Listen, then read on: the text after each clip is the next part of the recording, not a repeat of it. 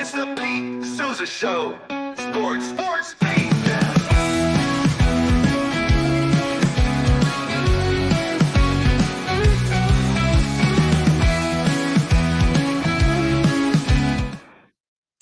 Wednesday afternoon. It is Wednesday, and it is the afternoon. Always got to double check. We are coming to you from the Alico building in Central Texas, the Pete Sousa Show, presented by Slovacics. We've all made the drive down I-35, whether you're going to Austin or whether you're going to Dallas or whether you're going from Waco somewhere else. There's a spot on 35 in West Texas, north of Waco, called Slovacics that you have got to stop at. If you drive by it on 35 and you see it and you don't stop, that's on you. Kolaches, some of, by the way, low-key great gear you can find at Slovacics, and some of the coolest people you'll meet, especially in the state of Texas. I am Pete Sousa. Zach Burke on the Wheels of Steel. We'll be talking shortly with Darby Brown at KWTX News 10 about her preview for Baylor and Utah. She's getting set to go to the game in Salt Lake City Saturday afternoon. A 14-point spread. Baylor, the underdog in that situation, of course. It's not a conference game, but it is a conference game. We'll talk to Darby a little bit about that. And then, of course, Cam Stewart will join us in the last segment of the show. Darby segment 3, Cam Stewart, or Darby segment 2, Cam Stewart segment 3, Hope Solo segment number 1. We're going to talk a little bit about Caitlin Clark, but I want to start our women's sports journey today with the Hope Solo story. New documentary on Netflix, The Untold documentary series, is one that I'm fascinated with because the documentary situation in America really, or I guess you could just say in film, you wonder if it's gotten a little stale. I don't want to say it's easy to get a documentary made. I can't get one made, but it seems like it's easier to get a documentary made, and there's a lot of options out there. You can dial up a documentary nowadays, talking sports especially, that just aren't that good. This Hope Solo documentary is very good. Now, part of that is personal, right? You take you back into the time machine. 2007, a lot of us probably remember this moment in U.S. women's sports. The women's soccer team is playing in the World Cup, and they're dominating. And they have this goalie named Hope Solo. She's incredible, right? Standing on her head as a goalie. That's what they say in the hockey world. And her team is in the semifinals. Now, remember, this is a women's soccer program that the 99ers winning that World Cup. You win a gold medal in Athens shortly thereafter. This was a very popular situation. And Hope Solo was a cover girl. She was perfect for this whole opportunity. Back to 2007, they're in the semifinals. Before the semifinal game, Hope Solo, to much of all of our shock as fans of the U.S. women's soccer, she was benched in favor of Brianna Scurry, who was a legendary U.S. soccer goalie, but it didn't make any sense. Solo then went to the media and said it didn't make any sense to her, and she didn't agree with the decision. Turns out, according to Hope Solo in this documentary, that Abby Wambach and another teammate went to their coach and said, hey, we need to start Bri Scurry because this is sort of like her farewell. And I think there was some other stuff there with Hope Solo that the team didn't love. She went ahead and got bombed. Scurry did. They lost 4-0. So now Hope has said, I disagree with the move. After they lose 4-0, if you remember, Hope Solo goes to the media and says, I would have made the saves. Fast forward, 2015, they win the World Cup. Hope Solo is doing phenomenal in life. It would appear by all accounts. But then in 2016, shortly thereafter, she starts a campaign for women to be paid equally in women's soccer because the men were, I think, generating the women were generating $30 million. Or no, the men were getting paid $30 million. The women were getting paid $2 million. But ultimately, Hope Solo gets fired because in 2016, she gets fired by U.S. Soccer. Let's go to that clip first. Zach, tee up that clip. I can't believe it. They fucked you so bad. 6 months, suspension, no pay, terminated contract, effective immediately. Terminated contract, not just a suspension. That's how fucked up this is. She was terminated. embarrassed. Greatest of all time, fired. So that is a window into the intensity of this documentary and the situation surrounding her banishment from U.S. women's soccer. Now, the reason U.S. soccer would say was not had anything to do with the lawsuit that she had started to get equal pay, and ultimately was joined by a bunch of other women on the U.S. soccer team. After they lost in the 2016 gold medal game in the Olympics in Rio, Hope Solo went public and said that the goalie, or that the attack by Sweden, which was very much almost like a four corners in basketball, as I understood it, was basically like, let's just get to penalty kicks and see if we can win. And they did win in penalty kicks. Hope Solo said they're cowards. That's not the kind of soccer that I respect. So she was fired again. Or I'm sorry, she was kicked off the team again, but this time you just heard it. It was a lifetime banishment. Now, throughout the documentary, it's brought to your attention that she had a very difficult childhood. I mean, she grew up, her father literally had two families and ended up living in the woods. I mean, I can't even imagine what that does to a young woman during her life and her ascent in women's soccer, or I think that led to her ascent because, I mean, she was a badass. You watch some of these clips of her playing high school in Washington State in this documentary. It's unbelievable. She was like the Michael Jordan of high school soccer and then ultimately of college soccer. She ends up being the goalie on this women's team. And I mentioned the relationship seemed frayed the entire time. So she gets banished from U.S. soccer, as I said, in 2016. And that's not a severe term when you watch this documentary. She's been blackballed. Here's what some of her teammates had to say. Two clips. The first one is one from 60 Minutes. And the second one is Abby Wambach talking to Dan Patrick. Let's get that first clip. Do you think that Hope Solo's prominent position in this fight had anything to do with her being kicked off the team? I think there were multiple things that led to Hope's suspension and termination, but I'm not sure. I think that the suspension was a Lifetime Achievement Award, right? It was. So that comment there gets a chuckle out of Dan Patrick, and it is probably the most revealing piece of sound in the entire documentary. That there was a lot of stuff that we didn't know about that was going on with Hope Solo behind the scenes. When you look at the comments that she made, right, both around that Brianna Scurry situation in 2007, and then the comment she made with as far as regarding the Swedish team that beat them in the Olympics, calling them cowards. You know, my argument for her, and the case is stated at one point in the documentary, if a dude had said that, it's like, okay, like he's got a fire in his belly, he's competitive. A woman says it, so now all of a sudden she's a pain in the ass. That's the vibe that I got. At the same time, it's really a bizarre situation, her relationship with women's soccer and her teammates. No one will come forward and talk on her behalf. I mean, at this point, it gets into a numbers game, right? You're talking all the different teammates that she had throughout the course of history on the U.S. women's soccer team. None of them would speak on her behalf. Michelle Akers was the one alum from the U.S. women's soccer team and a historic player that spoke for the documentary, but was able to call Hope out in certain points, but nobody else would even speak about her. I think one, for fear, as it was portrayed in this untold Netflix doc, for fear that they would get punishment from U.S. women's soccer. Hope Solo's attorney calls U.S. women's soccer the most draconian organization he's ever come up against. That's a window into that. Of course, that is her attorney. But I think there's a lack of accountability on Hope Solo's behalf just to kind of own it.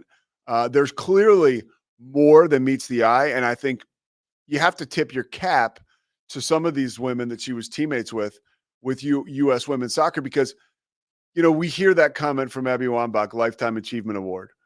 You know, you hear other sound where it's like, hey, we don't know if she was guilty of it or not. I think there's a lot more to be told there on the side of her teammates. There's probably a lot of stories we actually don't know, because I would imagine that a lot of her teammates, again, the ones that decided not to speak or be in the documentary. They're probably flying above the fray, and they do not want to roll around in the mud in a situation like this. Off the soccer field, too, Hope Solo has had her share of personal problems, which I'm the last guy that's going to sit here and give you a hard time because of that. And also, we're talking about somebody who, you talk about rough and tumble beginnings. I mean, she didn't talk to her father from 1988 to 98. And she literally rekindled her relationship with her father. She was getting ready to play in a women's soccer scrimmage, and she noticed a man in the woods. That was her father. And that was how they reconnected. So it's a documentary I think that you really have to check out. I really enjoyed it, probably a little too much because I'm a weirdo and because it did remind me of just how compelling of a story that was. I mean, here was a story. It had to do with controversy. It had to do with sports. It had to do with a piping hot U.S. women's team. Nobody could beat them. And it was the top story on SportsCenter, the top story on PTI, just about every day. And she's just such a compelling figure. So I worry that the story is not over for her, right? That the next time we hear about Hope Solo, it might not be good news, but that's just my personal experience, my personal take. She seems like a person who's trying to do the best she can, and she seemed pretty cool. But that story is one that never gets old. The documentary is not – I do have a little bit of an issue. I understand the untold aspect of the documentary because you really have never heard Hope Solo's side of it. But is it really a fair, newsworthy documentary when you barely heard anything from the U.S. women's soccer team or their side? Now, the makers of the documentary, fair for them, will say that's because they didn't speak to us. But there's also an argument to be made that, it didn't look too good for U.S. soccer. By the way, a U.S. soccer documentary was released the same day. Had nothing to do with Hope Solo, which is on Netflix. You can watch that too there. All right, one more thing about women's sports. I want to play a couple things as far as Caitlin Clark is concerned. Charles Barkley spoke to Bill Simmons about Caitlin Clark. And although it's quieted down a little bit, I think this is a window into how a lot of people feel. And a lot of people really aren't even talking about how they feel. And what I mean by that is pro athletes, guys who have been Hall of Famers like Charles Barkley and some of the best players ever. We know that he doesn't hold back. Here he is talking to Bill Simmons about his current state as far as his thought process is related to Caitlin Clark.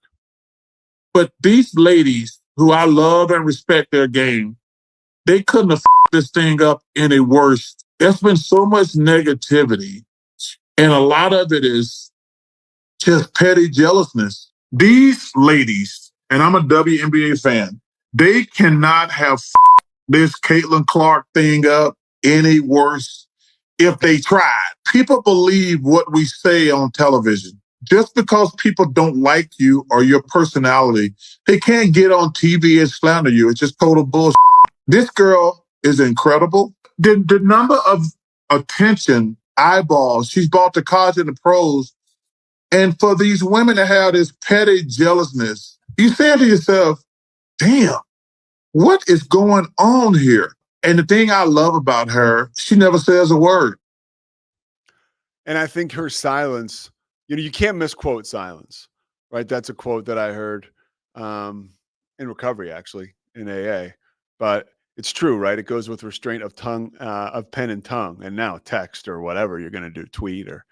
But Caitlin Clark has done an amazing job of staying quiet.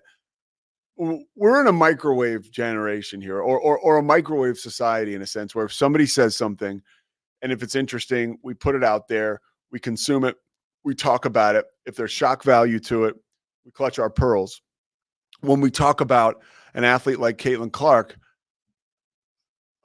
money talks, bullshit walks, right? Like Caitlin Clark is doing all the talking with how she's playing. And I think there's been a bitter taste in people's mouth that has been left by some of the fellow NBA players who Barkley was referring to. They're maybe taking some digs at Caitlin Clark.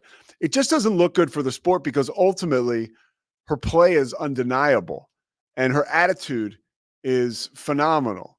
So even though there may not be the barrage of comments that there were at the start of the season, really because there can't be anymore, I feel like it's dying down a little bit. But then you hear stuff like this. Nancy Lieberman-Klein joined Stephen A. Smith. Now, this is how palpable the Caitlin Clark topic is. Like, it's almost like, when you go to the Thanksgiving, right? It's not necessarily around the corner, but especially on the heels of the election, nobody's going to want – politics is just not a good idea, right? When you get the family together. People have differences in opinion, and that goes as old as time, right? Like, you try to stay away from that, right? If you're anything like my family and our history of dysfunction, that's probably very hard to stay away from it, but you try to, right? Now it's basically Caitlin Clark is something where in college basketball circles, in pro basketball circles, whether it's women, whether it's men, you got to stay away from this topic too, because it's so palpable. Take a listen, as I just mentioned, Nancy Lieberman-Klein talking to Stephen A. Smith about her relationship and the deterioration of it with Sheryl Swoopes. That said, Caitlin was, 25 years old. She was, 24 years old. She was a fifth-year senior. Right. She was taking 40 shots a game. Her records were illegitimate. And I got off the treadmill and I called her as a friend. And I said, you can say whatever you want. You can have your own opinion about anybody. But you do have to get the statistics right. I mean, facts matter. And if you just get ahead of this and just say, hey, I made a mistake on my numbers, then this thing is over and everybody respects you for your opinion. And, you might like Boston. I might like the Yankees. It's okay to have difference of opinions. Well, she got upset with me on the phone. And I was like, Sheryl, I'm not doing anything to hurt you. I'm just sharing. We're talking. And so our relationship it pretty much is not happening at this point. I tried to talk to her at the Final Four. Right. She didn't want to talk to me.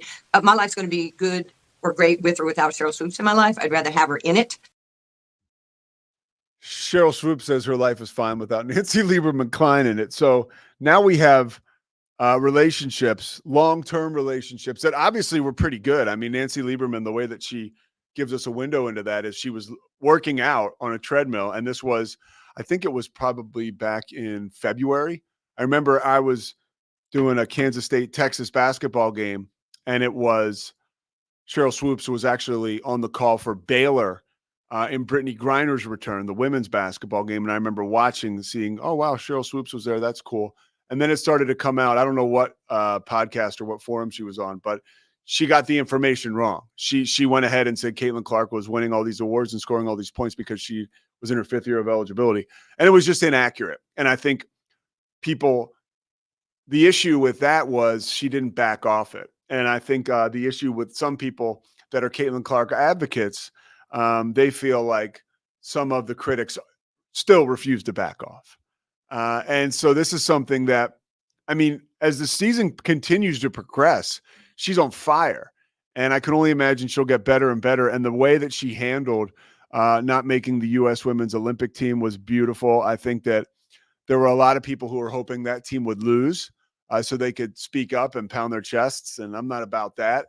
Whether or not you think she should have been on the team, I think that's kind of bogus to root for a team to lose so you can have something to say negatively and call to, hey, why don't we have this player? We told you.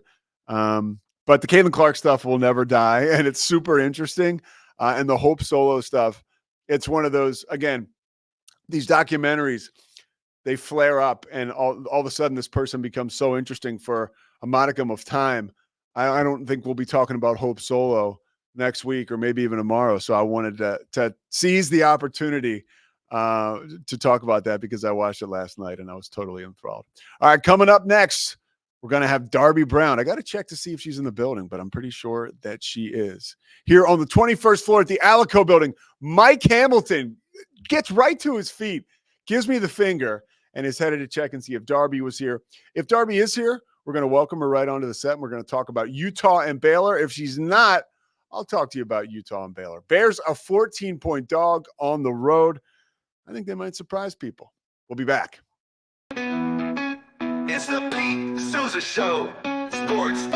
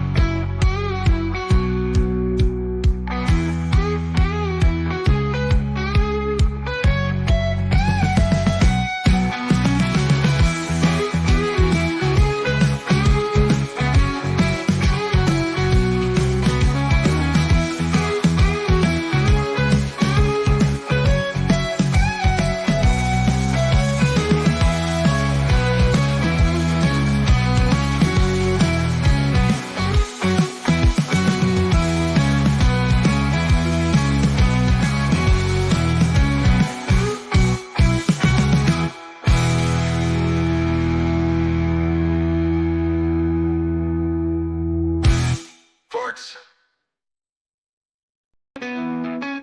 It's the Pete Sousa Show. Sports, sports, Pete.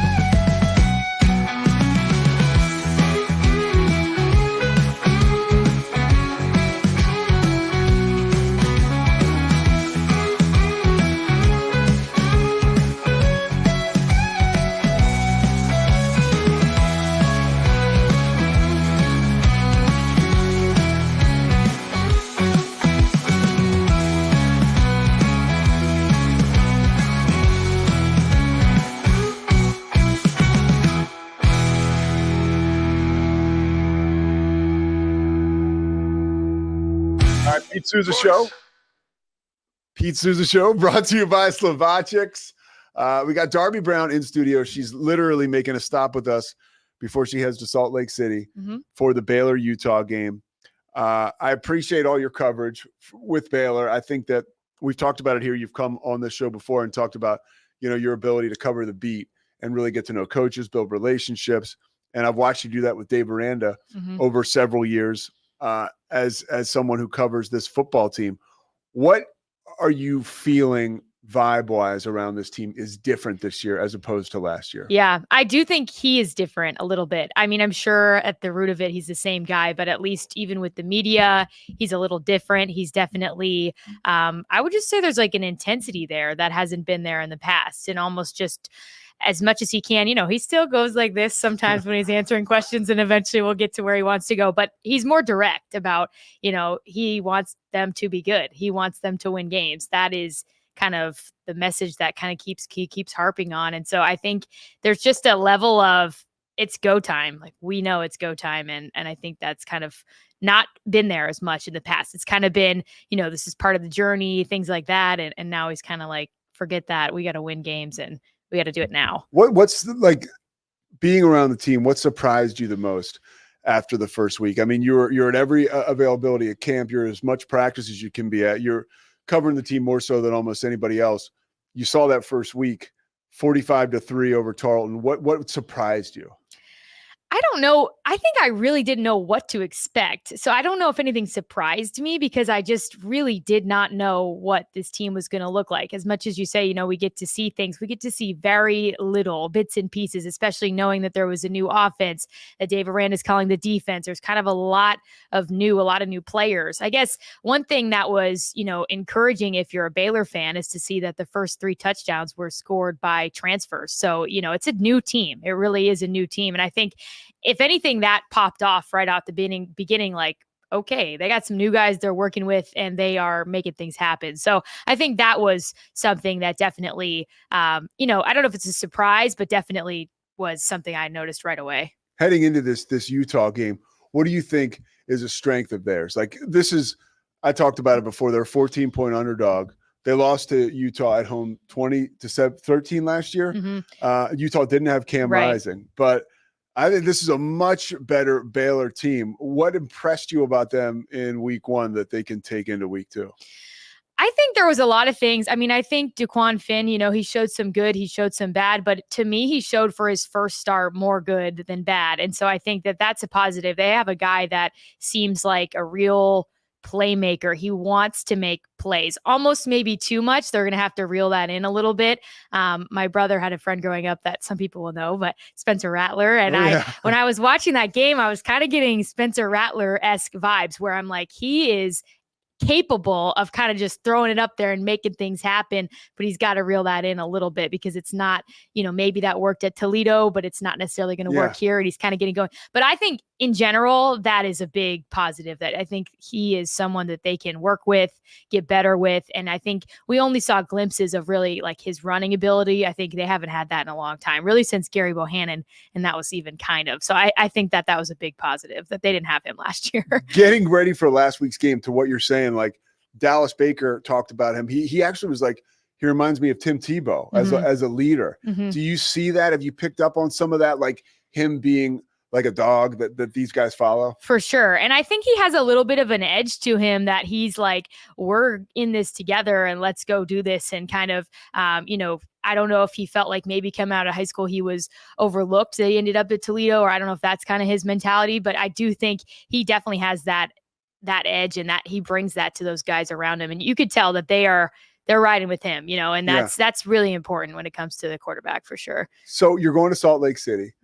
For people who don't know, because it's pretty like take us behind the scenes of like, you have to go out there. Like, what is your travel itinerary look like as you get ready to head out there? Well, first of all, it's packing up all the stuff. By the way, did you guys notice the deep breaths you took? There's still work to be done. There's definitely work to be done. It's like, now you're just getting me into my to-do list here.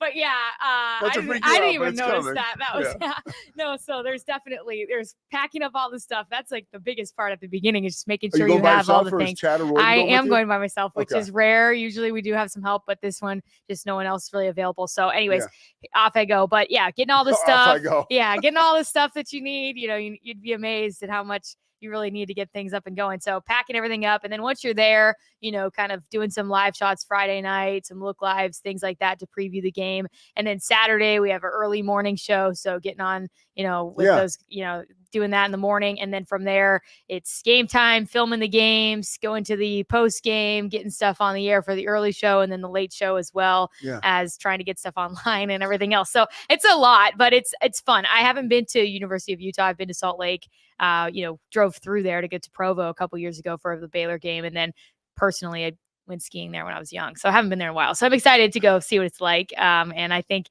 it's going to be a real test for Baylor. So I'm excited as far as that is concerned too. Any particular player on defense or offense that jumped out at you last weekend that you were like, wow, like this guy means business? Because like you said, we didn't really know a ton about the team going into the game. I mean, everyone's talked about it, but Jackie Marshall was great to see. He was a great player, and everyone's kind of seen glimpses of him, but it was almost a success story too, just, for him to get out there, play a game and be healthy, and hopefully, knock on everything for him, that continues. Cause it stinks when injuries really do impact, your career. So I think he was great. And then I think, some of the receivers too, like they, again, some of the new guys were just able to make some plays that Ashton Hawkins. Yeah. Ashton Hawkins, that play in particular, that second touchdown, I think, of the game. I mean, when he stretched it out there at the end, it was just, you hadn't seen that at McLean Stadium in a minute, in my opinion. And it was on the heels of seeing Daquan Finn for 40 yards, like a jetpack attached to him like that. I was like, wow, this team it's got flavor. It's got spunk. They're explosive. Yeah. There's a style to, like, they're not afraid to kind of make things happen, which I think it's lacked that. So, it's been a little, like, okay, and here last we go. Was brutal. You said it. Talking to Smoke on that pregame show. They had 8 home games. They lost 7 of them. Yeah. And it was just like a tough watch. It was a tough watch. It was a tough atmosphere. The whole thing was kind of tough. So as much as you can flush that now, the better. But when you see guys, make plays that you hadn't seen in a while, you're like, oh, that is what that maybe is, supposed to look like, and things like that. So I think that's all. It's all positive right now, but we'll see what happens. Utah's going to be good. Couple things I talked about off the top of the show before you got here that I'm curious. I just want to get your opinion on. Hope Solo, growing up, did you have any relationship with her in your life as somebody who followed sports?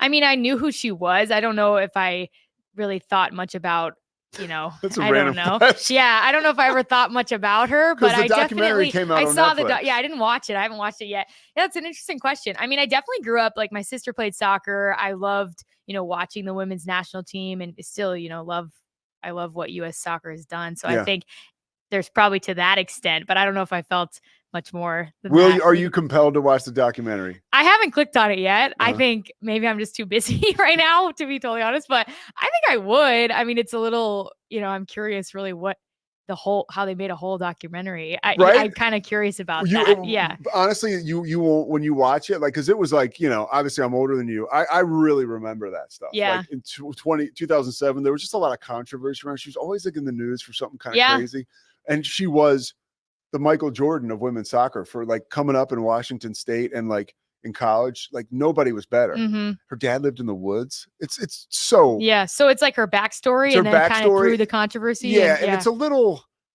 It's kind of like a Hope Solo, like for a Hope Solo apologist, you'll love it. But Oh, interesting. here's something about it. Like you say, you love U.S. women's soccer. No, none of her teammates or coaches, nobody would talk like for the documentary, like on her behalf. Hmm. So it kind of Yeah, that's interesting. gives you an idea of Yeah. what's going on there. Yeah. All right, another thing before I let you go, the state of Caitlin Clark. Yes. Like I recently, it seems like things have sort of slowed down a little bit. Mhm. But now, as we get towards the WNBA postseason, they're ramping back up. I know you saw her first game Mhm. professionally Mhm. in Dallas. What have you taken from her season and her body of work, her ability to sustain? Yeah. Well, she's gotten better. I mean, I think there's a reason why she didn't make the Olympic team. And then I think, even Don Saley said later on, they wish they would have put her in based on her progression and things like that. So as far as her play, I think she's just showing who she is at that next level, which has been great to see and kind of develop. The rest of the stuff has been exhausting, in my opinion, like the noise around her and I don't know. I don't really understand a lot of it, especially coming from some of the other WNBA players and things, little fights here and there and whatever, people kind of treating her certain ways. I genuinely don't understand a lot of it. I think the better she is, the better it is for all of them. And I think that maybe they'll realize that later on. But, I don't know. I think it's been a fascinating kind of story to follow and just, how she's kind of, it's just been how she's been perceived, I guess, amongst her, I guess you could call them colleagues. Yeah, I don't know. so, yeah. I think it's just been fascinating because I think there's more people that it seemed to be more threatened than anything else by her. And I don't get that because I think the better she is, the better they all, are. And it's better for all of them. Yeah. And it's better for all of us. It's just more Yeah. interesting. It's just, so that's something that I feel like it's starting to go away a little bit because of how well she's playing. Yeah, I think that's true too. I think there's I could also say it's because there's more sports going on and there's more, I think there's less chirping. There's less, the whole thing is kind of just, she's That's just a great playing. point. But I Yeah. think it's less of like she's in the headlines every day. And maybe, those other women are seeing her in the headlines every day. And it just kind of was one of those things. But I think, so I think it's a mix. I do think she's just kind of, she's shutting people up because she can play. And I think that's the best way to approach it. And obviously, I give her credit for that's what she's done. She's just been nothing but, at least on the outside, she's been nice and played and, she's just kind of navigating it. She doesn't say a word. No, she doesn't. Yeah. So I think that's tough. And for her to be, as young as she is and kind of dealing with all of that, I mean, I think she's just a superstar. So I think it's, I'm talking about her this morning because Charles Barkley was on with Bill Simmons this morning, and Barkley talked a little bit about how he was frustrated with some of the things that her colleagues have been saying. Mhm. Coming from Phoenix, growing up in that area, what do you think of Charles Barkley? I have some Charles Barkley stories. I saw him one time. I was playing youth basketball at like the Village, which is like a, health gym, whatever. And he was walking out the parking lot and, I said hi to him and stuff. So I've seen him around. I don't know. I love Charles Barkley. I think everybody likes him. I don't know. But he's an icon with the Suns. Yeah. Oh yeah. From that aspect. Yeah. I guess Yeah. I was trying to think, I know people, whatever. Yeah. Growing up, you kind of know people that know him around there, but no, I mean, he was an icon with the Suns and I think he's been really good for, the Suns ever since he left Yeah, them. for And sure. so, he's pretty loyal to Yeah, like, he's even loyal to growing up them. in Philly, he's loyal to the Sixers. He's so loyal to the Suns. You see, like, it's pretty cool. Yeah, no, I think he's good for Phoenix, and it's a good place for people to retire. So that's probably why he's hung out there. There's a lot of those. By the way, I loved when you were on with Smoking Those Dudes on the pregame show. They asked you for a prediction. And you did not. So do you not give predictions? I really don't like score predictions. Yeah. I think when it comes to, especially when it comes to like Baylor or a team that I know everyone's watching me to kind of give my That was really opinion. smooth how you handled that. By the way. I meant to tell you that. That was like very like, you didn't like say, you're just like, I'm not, Well, I think it's because, last year, look, we saw him get upset by Texas State. And, I think there's a little bit of that. But I just never want to be, I don't know. I don't like to insert myself. No, I think that's pretty cool. Yeah. What's Yeah. a reasonable expectation for success from this team? I think they make a bowl game. I think agree. that they're capable of winning 6 games. And I think it's not going to be easy, but I do think they could do that. What do you watch on the plane ride to Salt Lake City? I typically read. What do you read? I read everything, but I just like fiction books. And So will you have a hardback book with you? So I just got a Kindle, so I've upgraded, but I had hardback books that I would get stopped in security for them, and they'd think I'm like, this is ridiculous. So I got a Kindle. What are you reading on the Kindle? Right now I'm reading this nonfiction book, actually, which is rare for me, but it was like a journalist that grew up just in a crazy conditions. I forget the name of the book, but she's like just grown up in, I don't know. It's a crazy are you story. reading it now? Yeah. Nice. So, okay. Yeah. Yeah, I'm big. I think it's the nonfiction. Glass House is what it's called, or something. I'll check it that. out. Yeah. I mean, not that I'll read it, Yeah. but I'll definitely It's check fascinating. it out. It's like, I think she's a CNN reporter now, but her upbringing was crazy. At least you read them. I'm like an audiobook guy. And so those are good. Yeah, they're great, but you don't know how to tell people. Like even last week, I was talking to Coach Aranda on Friday, and I wanted to mention, I was talking about a Bill Parcells book that I listened to. Yeah. So we're sitting in this meeting, and I was like, I read the Bill Parcells book, and I was like, actually, I listened to it. That's a lot. I like to listen to audiobooks, especially if it's like by the author, if it's an autobiography type stuff. Those are cool. Yeah. When it's some rando, I always get frustrated because when you get towards the back of the book, they're always mispronouncing names or whatever. All right, Darby Brown. I can tell I've exhausted you. No. Yeah, well, you look refreshed. Have a great trip. Thank you. Looking forward to see Caleb Lohner. We didn't mention that. Oh, yeah. So he's out there playing football for Utah. Yeah. Former Baylor basketball player. And he scored a touchdown. So we'll see. So give me some insight there. Great little nugget. I don't really have a whole lot of insight. I mean, I hope to see him. It'd be cool if he gets in the game, which he did get in their last game. Obviously they, blew out Southern Utah. So who knows, but, the one touchdown he scored, he looked pretty good. So was it receiving? We'll see. Yeah. How long was it? Not maybe 20 yards. Yeah. Okay. Yeah. All right. Wow. Not bad, but he's a big dude. So he can make some people get around some people, I guess. he is a very big dude. Yeah. Yeah. I guess because he's out of town once, I can say I saw him at Palm Beach Tan. So there you go. Interesting. All right. That's it. Yeah. That's one of those things like when the coach like leaves the town, then they'll write all the stories about him. Like it's like, oh, now you tell us. So that's funny. Yeah, I've been sitting on that for a while. Nothing wrong with getting a tan on. Nothing wrong with getting a tan on. I saw it. I like Darby, a spray tan, so I go there for spray tan. I saw him there. What was that? So true. You were getting a tan. There you go. All right, Darby. Thanks a lot. Appreciate it. Thanks for having me. Great job.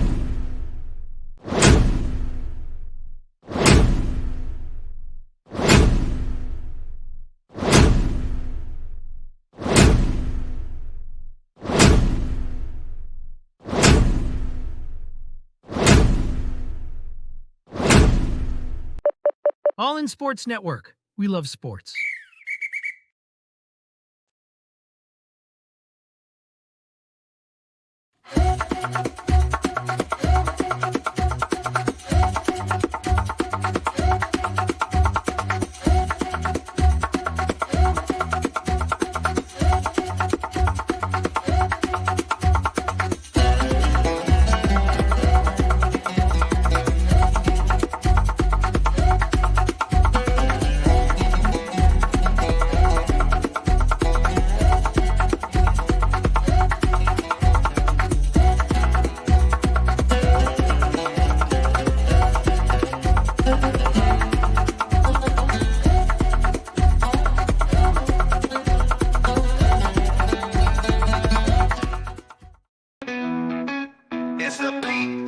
Show. Sports Beat.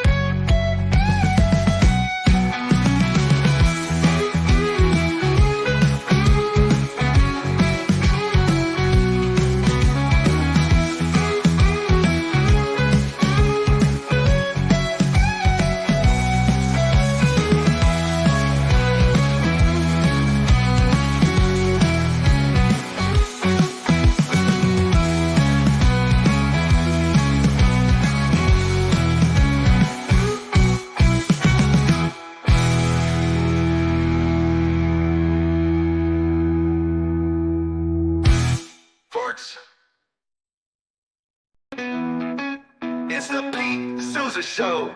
Sports Beat.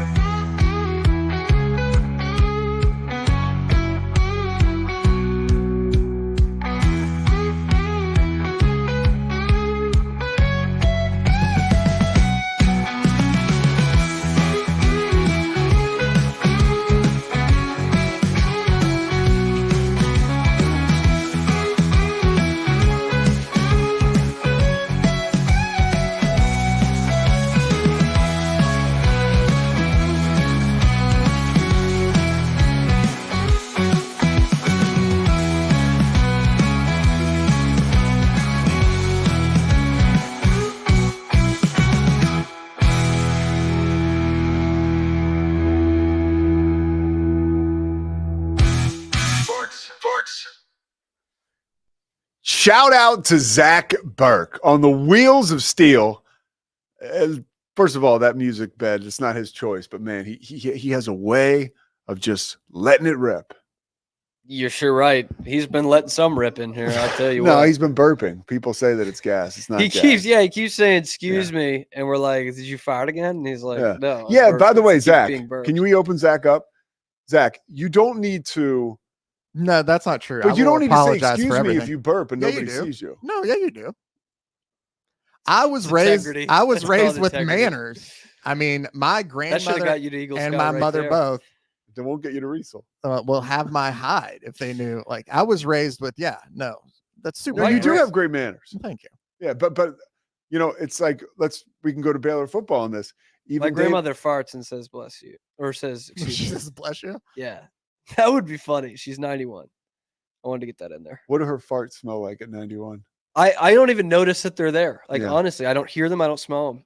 Probably the same way. Well, they like did I when just she hear her was 20. say, "Excuse me," and I know it's not Zach Burke. By the way, I meant to talk about this. This is just not so much a hygiene question, but a bad hygiene. No, I mean, look, when you shower up and why can't I use a towel correctly? Why do my towels always smell, no matter how clean I am or no matter how clean I get? Like, I don't know if it's the mildew or what. Does anybody else? Do you have that issue? No, I mean, but I don't notice it. I guess if I do, people give me a hard time, and then your towels smell. No, or that you smell. I don't know, because Christy, will say to me, "Your towels are mildewy," but I think that's because they're wet after I use them. Like they don't come out of the dryer like that. Yeah. Am I not hanging them right? Maybe, I don't know. I just hang them. I don't even know how to describe it. I fold it in half and I hang them.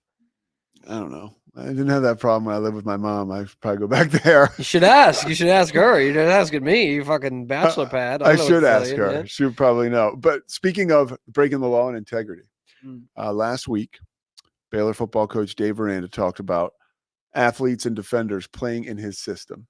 And he said, you want them within the scheme, but they got to know when to jaywalk.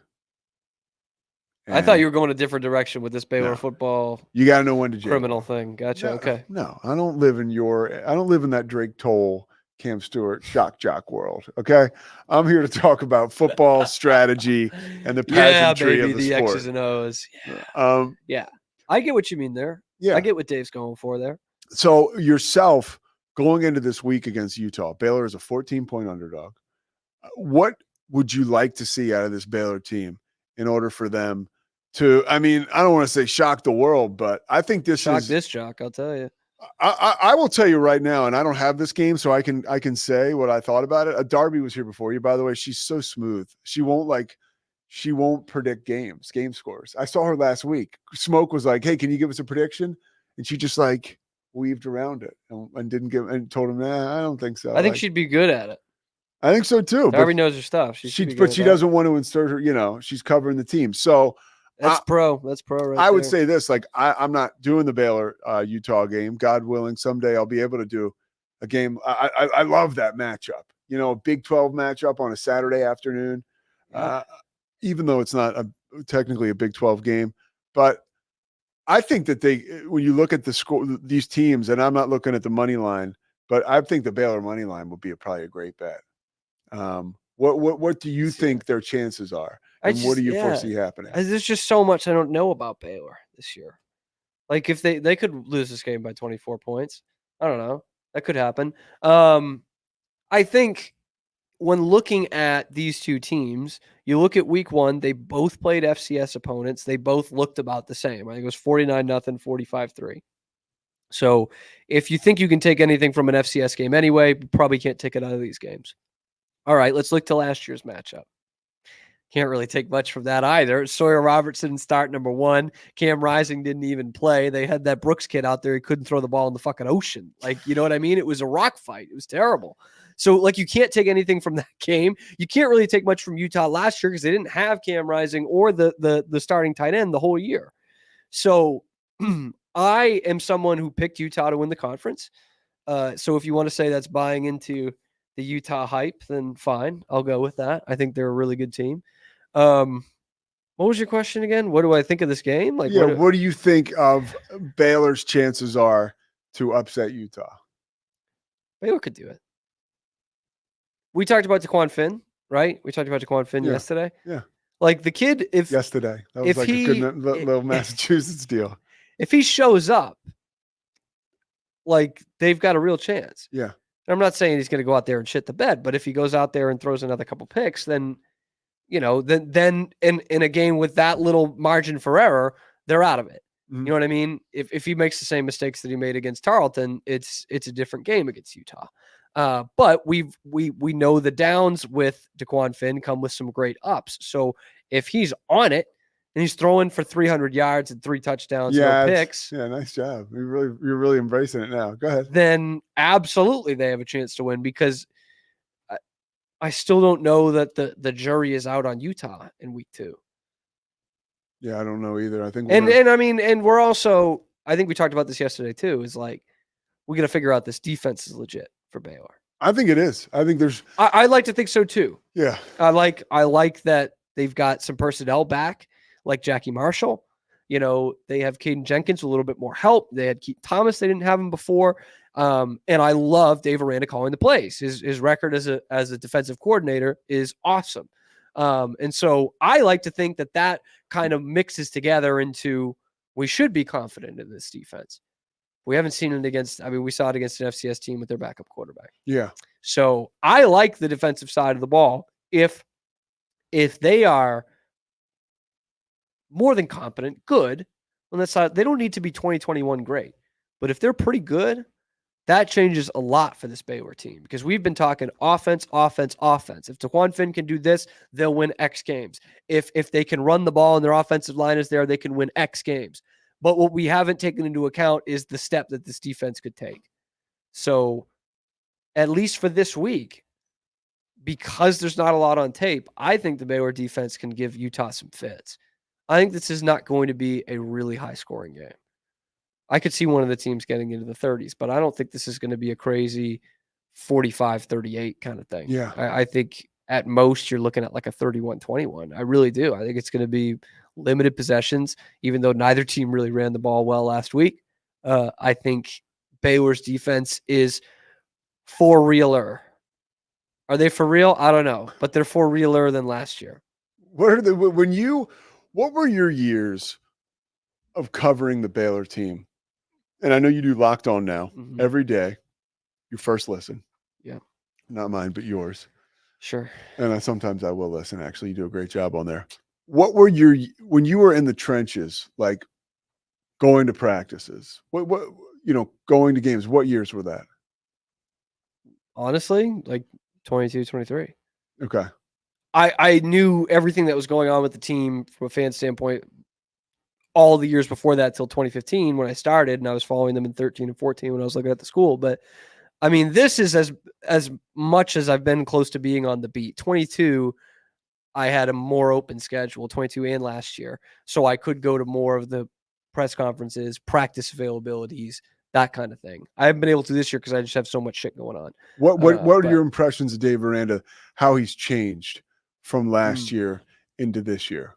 You watch all you go to the games, you see this, what he says. How has he changed? Watch everything. Yeah. Yeah. Honestly, we'll go back to that Three Amigos thing that you talked about on the Mosley show last week, which was a great analogy to some people. I didn't think it was all that great because of what happens in the scene, but he delivered that total deadpan. Like, this dude won't even crack a damn smile anymore. He used to laugh. He used to always say, "Good to see you guys. Appreciate the question." He stopped saying appreciate the question. Stopped saying it entirely. Do you think that was a conscious decision? It had to have been. Yeah, I do. Yeah. And I don't mind it as a media member at all. Like, he's not Belichick. He's not insulting you, but he's also not appreciating the question. So, like, I'm okay with that. I'm okay with Dave being a little pissed off. I like that in a coach, especially if he's, not going to go on any of the radio stations or anything like that. And he's just going to be, "Hey, I'm the football guy." Has he stopped doing that totally? Stopped. He has. Yeah. Now, did you hear that from Baylor Sports Information, or have you made a request and just not been able to? He hasn't been on the Sikkim show at all. He used to do that every week. Yeah. Brent, I know we've had trouble getting him by the way. I love the Baylor Sports Information people. So I'm sure that's clearly coming from him. And when you get a directive from the head coach, that's how it is. Yeah, and that's where I think it's coming from. And look, I get it. I mean, most coaches don't love talking to the media. I think it's part of the job. But it's a bummer for him because he is so genuine. Right. And when you get him, you can get a good interview out of him. Oh, yeah. You know what I mean? Like, sometimes it's tough for him it's tough to put a 30-second soundbite together because he's going in a couple different ways. But when you get a full interview out of him, it's terrific. And So all that to say, I like that he's more pissed off. Like if he's going to be that guy, if he's going to be, I'm just the football guy. I don't want to be seen as the thoughtful sage Dave Aranda necessarily. I want to be the football coach Dave Aranda. Then that is what this needs to be. You need to be pissed off. You need to be doing the deadpan delivery. So that's the big difference I've seen in him. And I'm hoping that's a change for the better because the dude's a defensive genius. Yeah, he really is. What's up on the Mosley show today? I don't know. Talk about stuff. Baylor sports. I mean, Cowboys open this weekend as dogs, I think. Oh yeah, they're underdogs to the Browns, and I've talked about this, and we got to get some sponsors here in a minute. But I will tell you that the fact that they're a 3.5. What are you smiling at? I don't know what we're talking about on the Mosley show today. I'm on in 2 hours. I have no fucking clue. Mosley will call me at 3:40, and we'll go over. What happens when he calls you at 3:40? Well, it's usually, I mean, Mosley loves to call me at about 3:52 to go over the show at 4 o'clock. Camster, what are we coming out with today? Or he'll ask me like, what's breaking? And like in our world, it's usually like nothing. Usually, you know what I mean? Baylor Cowboys, like that's the world of the Mosley show.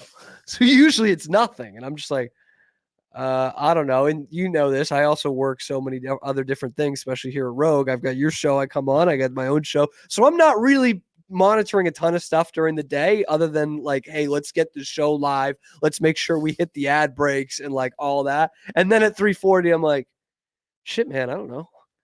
What do you want to talk about? You know, like I'm pretty good at usually just doing a riff and get it like a couple of general topics and let's riff through them. Yeah. So that's how that usually goes. Did you want me to do that in the accent? Tell you what he won't do. What he won't do. He won't open with Hope Solo, and he's not going to open with Bruins hockey. No. So we got him beat here. You got to do Sponors. All right, let's check. Zach held up a whiteboard that said sponsors, and it's spelled Sponors. All right, Sponors for today. Crawford Austin. Zach does a lot of shit. We love you, Crawford Austin. We love Slovacics. We love everybody that's helping us. D1, Daniel Stark, Injury Lawyers. Cam gives that right there. Socorro, Family Ford, thank you so much. We will see you tomorrow. Thursday, a football Thursday. Dan Ingham will be here, and we'll have plenty more. It's the Pete Sousa Show. Sports Pete.